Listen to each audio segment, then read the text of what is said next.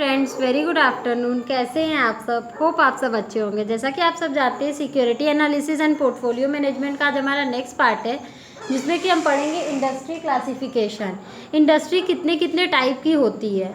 तो देखिए, basically industry 5 type की होती है और उसके अंदर उसका सब टाइप भी होता है। फर्स्ट है साइज वाइज क्लासिफिकेशन। अगर हम साइज वाइज देखें तो 4 इंडस्ट्री होती है।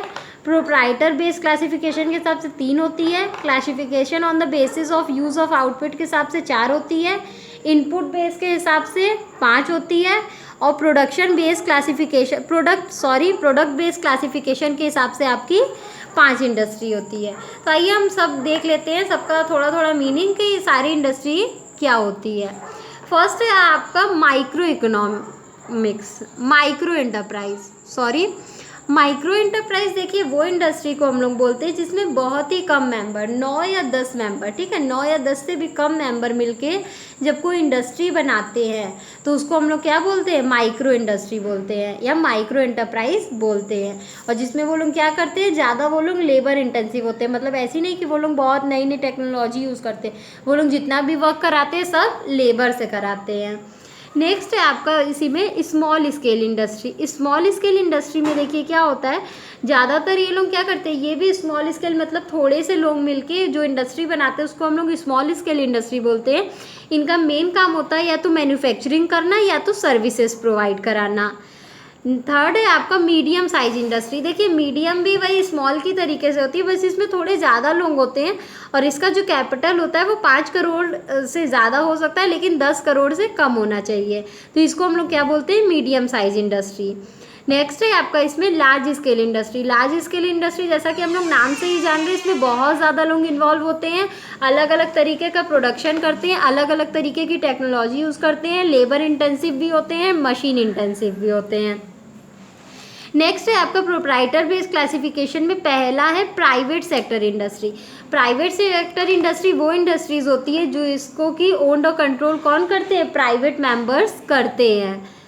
नेक्स्ट है आपका public sector industry. Public sector industry वो इंडस्ट्री होती है जिसको ओन्ड और कंट्रोल कौन करता है? हमारी गवर्नमेंट करती है। मीन्स हमारी सरकार जिस भी कंपनी को रन कराती है या सरकार के आदमी यानी गवर्नमेंट एम्प्लॉयज़ के द्वारा जो भी कंपनी रन करती है उनको हम लोग पब्लिक सेक्टर कंपनी कहते हैं।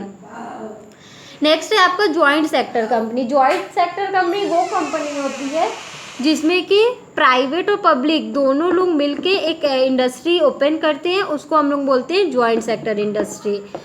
फिर देखिए आपका classification on the basis of use of output के हिसाब से आपकी पहली इंडस्ट्री होती है बेसिक इंडस्ट्री। बेसिक इंडस्ट्री वो इंडस्ट्री होती है जो कि किसी भी मैन्युफैक्चरिंग कंपनी को रॉ मटेरियल प्रोवाइड कराती है। ऐसी कोई भी इंडस्ट्री जो भी किसी भी मैन्युफैक्चरिंग इंडस्ट्री को रॉ मटेरियल प्रोवाइड करे तो उसको हम लोग बेसिक इंडस्ट्री कहते हैं। नेक्स्ट है आपका capital good industry. Capital good industry वो इंडस्ट्री होती है जो कि मशीन्स वगैरह प्रोड्यूस करती है ताकि उस मशीन का यूज़ करके फर्दर मैन्युफैक्चर किया जा सके। नेक्स्ट है आपका इंटरमीडिएरी इंडस्ट्री। इंटरमीडिएरी इंडस्ट्री वो इंडस्ट्री होती है जो कि सप्लायर और कंज्यूमर के बीच में एक रिलेशन क्रिएट करती है, तो वैसी इंडस्ट्री को हम लोग इंटरमीडिएरी इंडस्ट्री बोलते हैं। नेक्स्ट है आपका consumer good industry. Consumer good जैसा कि नाम से ही पता चल रहा है, ऐसी इंडस्ट्री जो कि क्या करती है, कोई भी प्रोडक्शन नहीं करती है, डायरेक्ट वो क्या करती है, कंज्यूमर से लिंक करती है। मतलब ऐसे गुड्स और सर्विसेज को बेचती है, सेल करती है जो कि डायरेक्ट वो कंज्यूमर को ही दे। अब देखिए, इनपुट बेस्ड क्लासिफिकेशन के हिसाब से आपका पहला होता है एग्रो बेस्ड। एग्रो बेस्ड यानी ऐसी कंपनी जो कि एग्रीकल्चर पे डिपेंड होती है अपना बिजनेस चलाने के लिए। उसको एग्रीकल्चर से जितने भी प्रोडक्ट्स आते हैं उसमें से कुछ प्रोडक्ट वो यूज़ करती है अपना मैन्युफैक्चरिंग करने के लिए। नेक्स्ट है आपका फॉरेस्ट बेस्ड। फॉरेस्ट बेस्ड ये है कि ऐसी इंडस्ट्री जिसको कि क्या फॉरेस्ट के आइटम की ज़रूरत होती है अपनी चीज़ों को मैन्युफैक्चरिंग करने के लिए। नेक्स्ट है आपका मरीन बेस। मरीन बेस वो इंडस्ट्री होती है जो कि सीज और ओशन में से जो भी सामान मिलते हैं हमें वो सामानों को यूज़ करती है रॉ मटेरियल की तरह फर्दर प्रोडक्शन करने के लिए। नेक्स्ट है आपका मेटल बेस्ड इंडस्ट्री। मतलब जो भी इंडस्ट्री क्या करती है, मेटल्स यूज़ करती है, मेटल्स को लेके अपना प्रोडक्शन करती है, वो मेटल बेस्ड कहलाती है। नेक्स्ट है आपका केमिकल बेस्ड। ऐसी जो भी इंडस्ट्री जो केमिकल्स प्रोड्यूस करती है उसको हम लोग केमिकल बेस्ड बोलते हैं।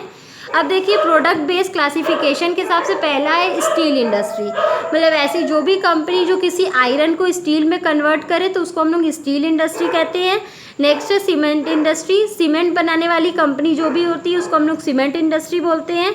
नेक्स्ट है आपका सॉफ्टवेयर इंडस्ट्री, ऐसी कोई भी इंडस्ट्री जो कि सॉफ्टवेयर को बनाती है, सॉफ्टवेयर को डेवलप करती है, सॉफ्टवेयर को अपडेट करती है, तो ऐसी सारी इंडस्ट्री सॉफ्टवेयर इंडस्ट्री कहलाती है। नेक्स्ट है आपका फार्मास्यूटिकल इंडस्ट्री, फार्मास्यूटिकल इंडस्ट्री मतलब देखिए एक तरीके का ये मार्केट ड्रग्स प्रोड्यूस करती है जो कि किसमें मैन्युफैक्चरिंग के काम आता है, दवा में काम आता है। दवा में मतलब वो ड्रग्स मिलाए जाते हैं और इनके पास लाइसेंस होता है, मतलब कोई भी इसको नहीं चला सकता है, पर्टिकुलरली जिसके पास लाइसेंस होगा उस मार्केट ड्रग्स को प्रोड्यूस करने का वही इंडस्ट्री इसको प्रोड्यूस कर सकती है। और लेकिन वो किसके केवल काम आना चाहिए, मेडिकल में, मतलब मेडिसिन में यूज़ होना चाहिए। नेक्स्ट और लास्ट है आपका ऑटोमोबाइल इंडस्ट्री। ऑटोमोबाइल इंडस्ट्री मतलब आपके जितने भी ऑटो पार्ट्स होते हैं, जैसे समझिए ट्रक, बस, ट्रेन, जितने भी उसके पार्ट्स होते हैं, उन पार्ट्स को जो भी इंडस्ट्री प्रोड्यूस करती है उसको हम लोग कहते हैं ऑटोमोबाइल इंडस्ट्री। तो होप आपको ये इंडस्ट्री क्लासिफिकेशन समझ आया होगा। अगर फिर भी कहीं कोई प्रॉब्लम होती है तो आप मुझे कमेंट सेक्शन में कमेंट करके पूछ सकते हैं। Thank you so much. Please like, subscribe and share my channel. अगर किसी को भी मेरा नोट्स चाहिए तो वो मेरा डिस्क्रिप्शन बॉक्स चेक कर सकता है। Thank you.